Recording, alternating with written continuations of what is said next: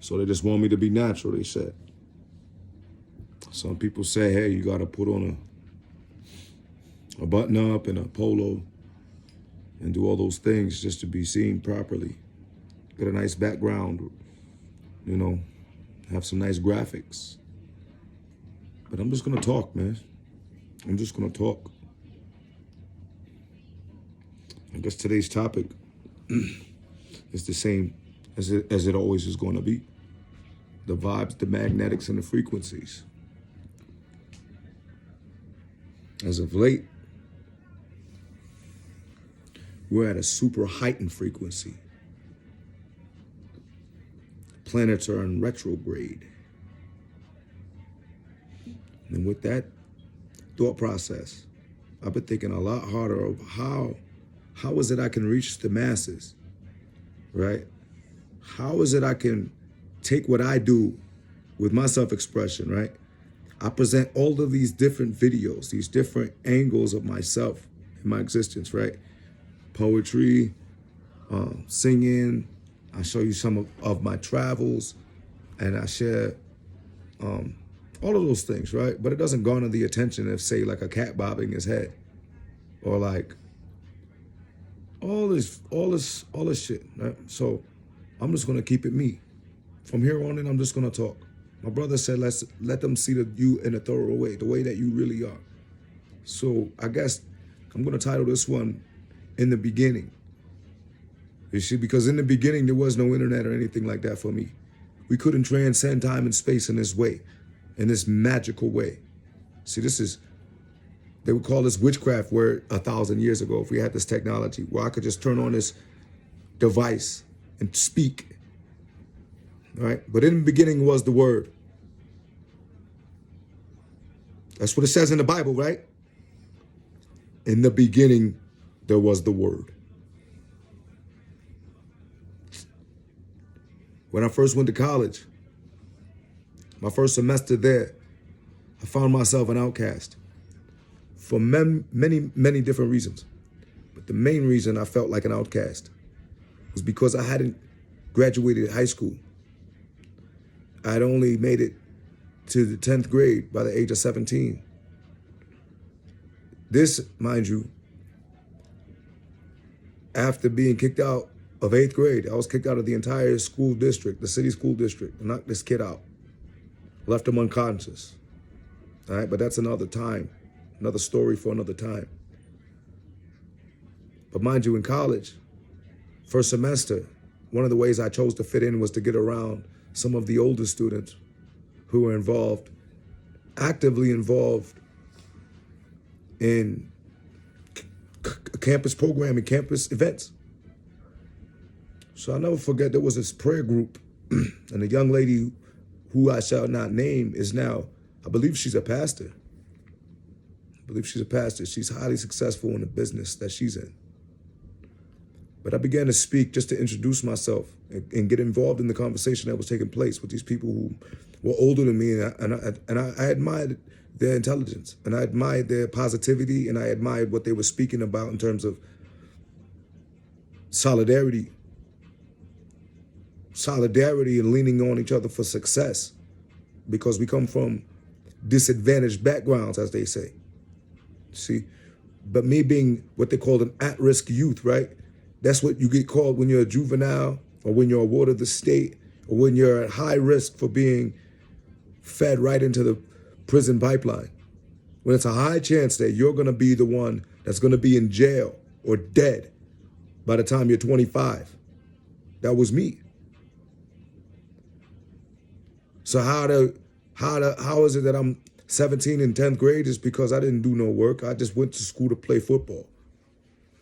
At 15, I was living on the streets, like basically couch to couch.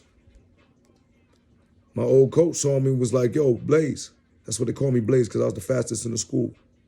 Star of the football team, all that. He said, why you got this clown wearing your jersey? This dude I was hanging with, smoking weed with it and all that. He seen it. He said, why you got this clown wearing your jersey? Come and talk to me. I need you to carry the ball for me this fall. I'm like, Coach, I ain't even in school, man. Oh, we could fix that. We could change that. So He went and talked to my pops, got me back in this alternative school, and I played football. But then I tore my ACL. And after that, school didn't mean anything to me anymore. I did enough work to, as they say, reach the 10th grade, but it wasn't important to me. In the beginning was the Word. When I sat in that college atmosphere with about 10 other people around me, like I said, I admired them. And the woman who's now a pastor, when I began to speak, she just paused me for a second. She told me, as I described for them, I was describing for them a little bit of my biography of where I come from and how I got here. And she paused and she said, I just gave her goosebumps. She told me that I gave her goosebumps. She told everyone in the room. And she said, I don't know where you come from and I don't know your history, but I know you're a powerful person. And words is what she said. She said, words is all that came to my mind. Words. She said, you are going to be very powerful with your words. That's all she told me. She didn't know me from a can of paint. Another time that occurred, when I was on the Oseti Sakawan camp out in North Dakota, the Cheyenne River tribe, the Sioux. And I had a chief from the Jaguar tribe in Florida. He was visiting. Now that gathering was the largest gathering of Native Americans since Custer's last stand, which was over 160 years ago. Now with that said, I got a reading from this chief, this Jaguar chief. And he told me the same thing. I didn't tell him anything but my name. Right? And he did his ritual, and I can't speak on.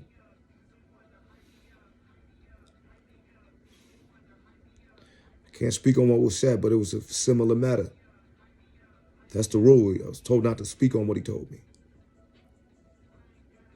But it's all back to the beginning. In the beginning was the Word for me. In the beginning, it was me on my own, by myself, missing my family. All of them. Everyone I ever knew that I associated with as part of my tribe, my litter, right? The crib, it was gone for me early.